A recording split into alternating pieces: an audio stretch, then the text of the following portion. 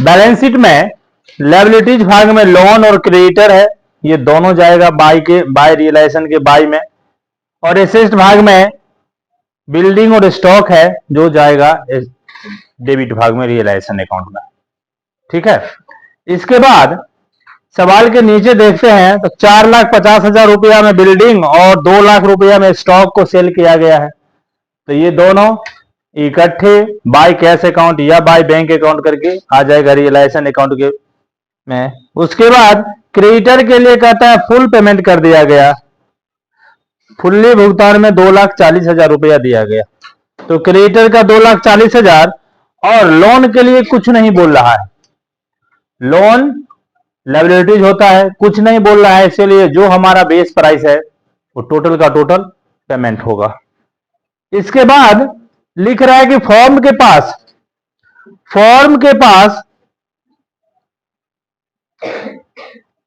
2 लाख रुपए का एक जीवन बीमा पॉलिसी था जिसका सरेंडर हुआ है 90,000 में।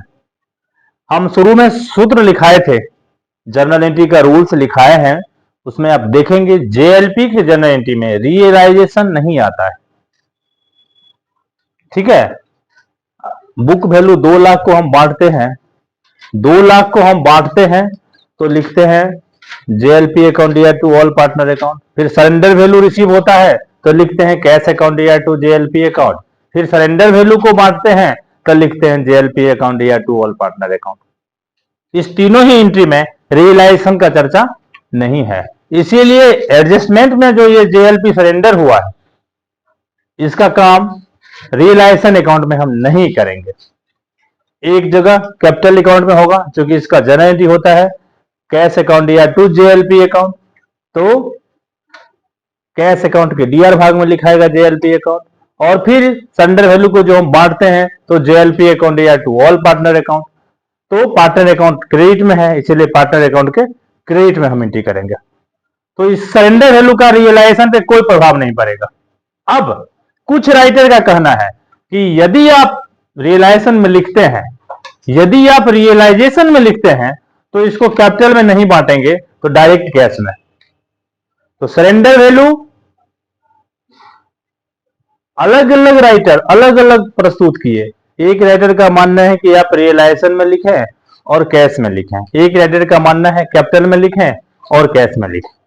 लेकिन जब हम रूल से आते हैं तो रूल्स में रियलाइजेशन का चर्चा जर्नल एंट्री में नहीं होता है, इसीलिए रियलाइजेशन अकाउंट में हम नहीं लिखेंगे। हम मानेंगे उस राइटर का बात जो बोला है कैपिटल में लिखें और कैश में लिखें।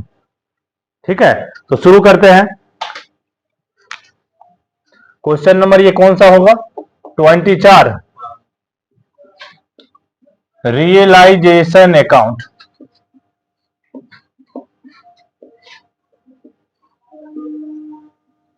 पार्टिकुलर अमाउंट आप लोग डाल लेंगे। To by loan account. देखें तो लोन कितना है? 1,40,000।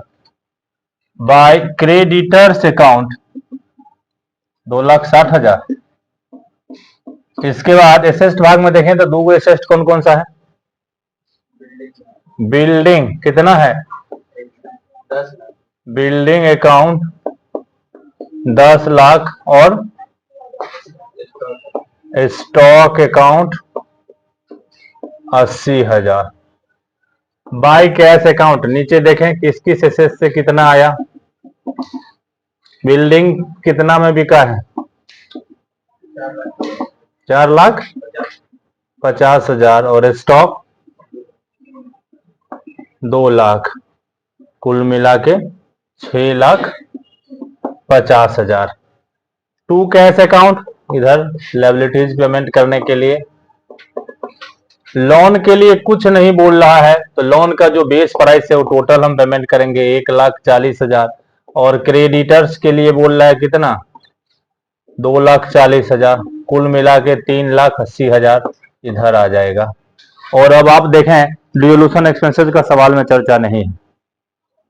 क्या देखें एडजस्टमेंट में कहीं है रियलाइजेशन एक्सपेंसेस? नहीं है।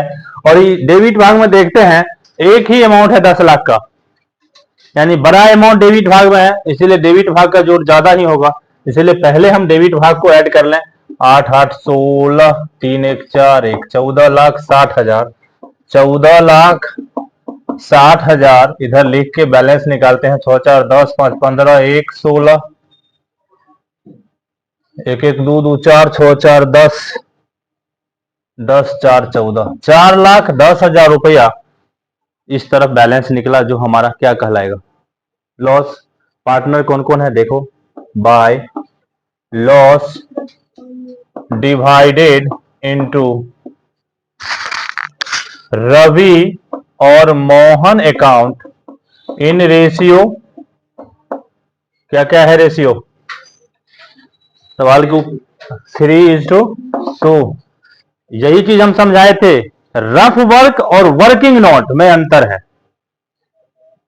ठीक है, कोई भी चीज जो हम नहीं जानते हैं उसका खोज करना है, वो आपका रफ वर्क हुआ।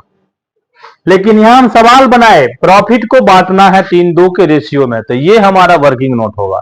इसको हमको सवाल के साथ ही एग्जाम में भी दिखाना होगा, इसको हम लास्ट पेज पर नहीं कर सकते, सवाल के साथ ही करेंगे कि 4,10,000 को 3:2 में बांटे हैं, कैसे बांटे हैं और क्या शेयर हुआ। तो 3:2 में बांट दें 4,10,000 को, 5 8 40,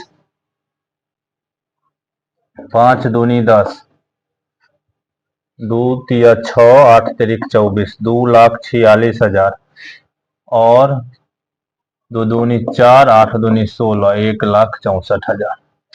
ठीक है, इसको वर्किंग नोट करके आप दर्शाएंगे। इसके आगे पार्टनर का कैपिटल अकाउंट। कैपिटल अकाउंट, दो पार्टनर है, रवि और मोहन। कैपिटल बताएंगे आप हमको कितना है, 6 लाख और 90,000 रुपया जेएलपी सरेंडर हुआ है। तो बाय जेएलपी अकाउंट 90,000 को हम बांट देंगे। 90,000 जो हमारा रेशियो है 3 2 5, 18 तिया 54, 18 दूनी 36, 54,000 और 36,000। यहां लॉस में हम शेयर कर लें टू रियलाइजेशन अकाउंट। लॉस कितना है, 2,46,000 और कुछ है सवाल में है, एसेस्ट भाग में देखें तो एगो और पीएल करके है, एसेस्ट भाग में है ना। तो एसेस्ट भाग में जो प्रॉफिट एंड लॉस होता है उसको हम लॉस मानते हैं। लायबिलिटीज भाग में जो पीएल करके होता है उसको हम प्रॉफिट मानते हैं। ठीक है, तो एसेस्ट भाग में प्रॉफिट एंड लॉस है तो वो हमारा लॉस होगा टू पीएल अकाउंट। और याद रखें, जब हमारा सारा दिमाग काम करना बंद कर दे तो कैपिटल कहां होता है, क्रेडिट में, तो कैपिटल को बीडी किधर करते हैं, ये कैपिटल लायबिलिटीज भाग में होता है तो उसका बीडी करते हैं इस तरफ।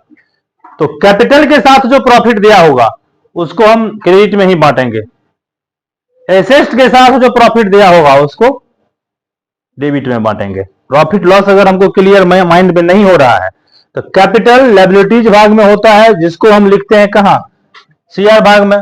तो कैपिटल तरफ अगर प्रॉफिट लॉस है तो उसको लिखेंगे सीआर भाग में, और एसेस्ट तरफ अगर प्रॉफिट लॉस है तो उसको लिखेंगे डीआर भाग में। ये 1,64,000, 1,64,000। इसके बाद पीएल कितना है, नेट 1 लाख। 1 लाख को 3:2 में बांट दें, 20 तिया 60,000, 20 दूनी 40,000, 2,04,000। और कुछ है, 2,36,000, 6,54,000, 2,36,000, 4 2 6, 6 1 7, 6 4 10, 3 13, 1 1 2, ये 6,54,000, 0 0 0, 6 8 14, 4 1 5, 6 5 11, 4 15, 2 1 3, 3 6। To cash account,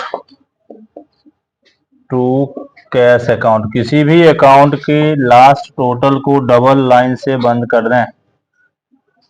cash account, सवाल में चूंकि एसेट भाग में कैश दिए हुए है इसीलिए हम हर जगह कैश का ही प्रयोग करेंगे। कैश देखें कितना है, 20,000। यहाँ पे एसेट से आया कितना, 6,50,000। टू रियलाइजेशन अकाउंट 6,50,000 और ये जेएलपी जो 90,000 था यहाँ आया किधर, बाई में, तो यहाँ आएगा टू में, टू जेएलपी अकाउंट 90,000। इधर कितना है, कैश हेड के अंदर ही नहीं दोनों है, realisation account 3,80,000। R account, Ravi account कितना, 3,48,000 और मोहन अकाउंट 32,000। 8 2 10, 8 1 9 4 13 3 16 3 3 6 1 7, 7,60,000। 9 5 14 2 16 6 1 7, 7,60,000। ठीक है, इसको नोट कर लें।